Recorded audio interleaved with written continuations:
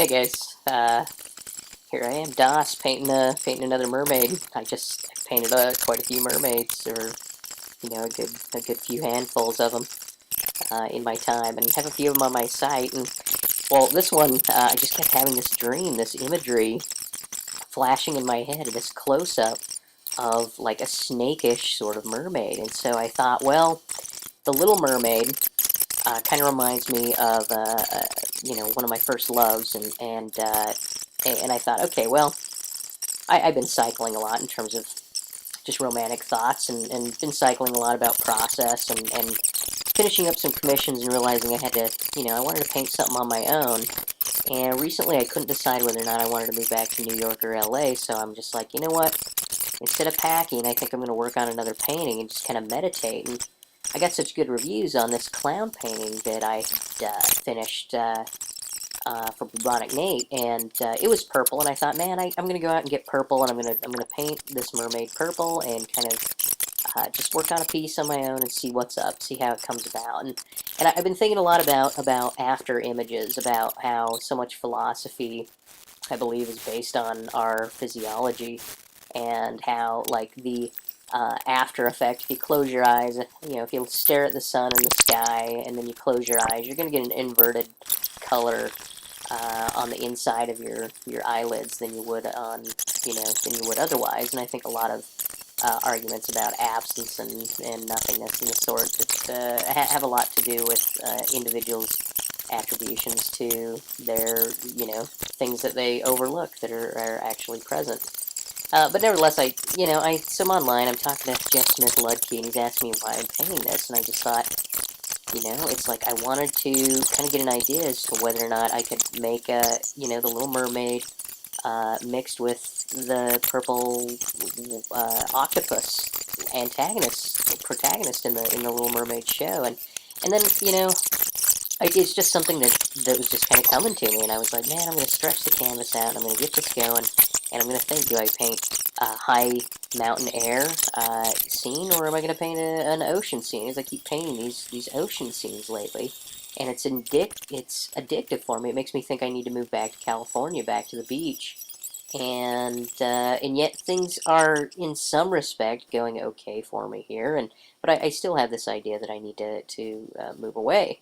And so I thought, well, when I moved away, I paint scenes of the Rockies, and when I'm in the Rockies, I paint scenes of the beach or the city. And so I thought, well, why don't I start, while I'm here in the Rockies, why don't I go ahead and paint the Rockies, or paint a frozen over river scene, and just show this lady, Spring, coiled up like a spring, jumping out, and like on melted ice, and just presenting herself as a retinal inversion of the Little Mermaid as one might want to see it. This is more like the underbelly of the desired, I don't know, the accepted kind of Disney-esque sort of approach towards painting a happy princess. It's my own little macabre, lowbrow approach to it. And so anyway, there you guys have it. It was a kick in the pants to do. It took me a few days. You'll notice the light and the shadows as I'm working on this thing. I do a lot of painting online. Check out my website. I'll link up some stuff on the side. And appreciate your time. Thanks for taking a look. And if you have any feedback for me on it, leave it in the comments. And word to your mother.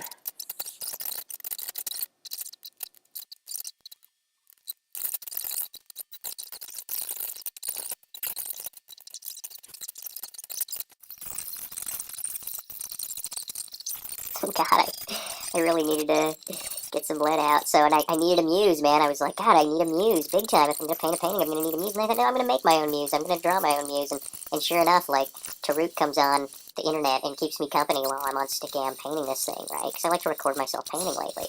And, I don't know. I think I just need a little bit of a record of things periodically. And so I'm going through a lot of process. Like, okay, lay her out, slap her out in the blues, knowing that I'm going to extend, I'm going to go beyond regular illustration. So I'm outlining. I'm going to paint her purple, so I outline in yellow to complement the purple, that I'm running this purple over the top. I'm trying to really lay out what the scene of the drip would look like. I mean, I need these reverberating undercolors, like the greens complementing the reds, the yellows complementing the purples, yellows on the outside, purples on the inside.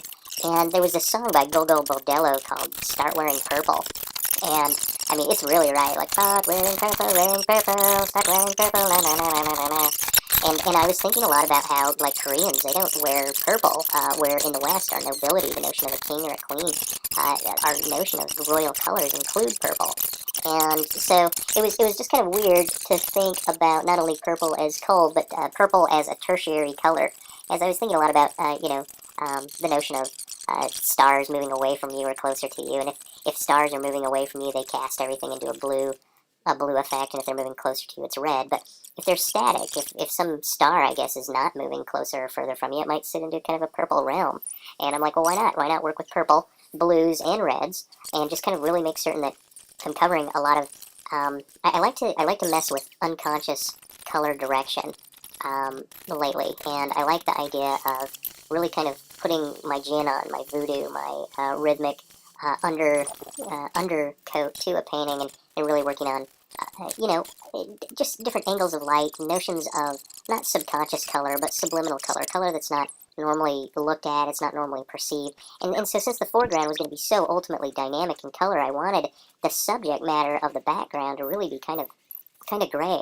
And I ultimately decided on that as opposed to like a beach scene with more waves. It's like, no, let's paint a grayed out, very cold scene. She's like an eel. If she was in the ocean, she'd be an eel. But now she's a high mountain. She's a high mountain mermaid. She's like the most squiddy, snakish, drippy.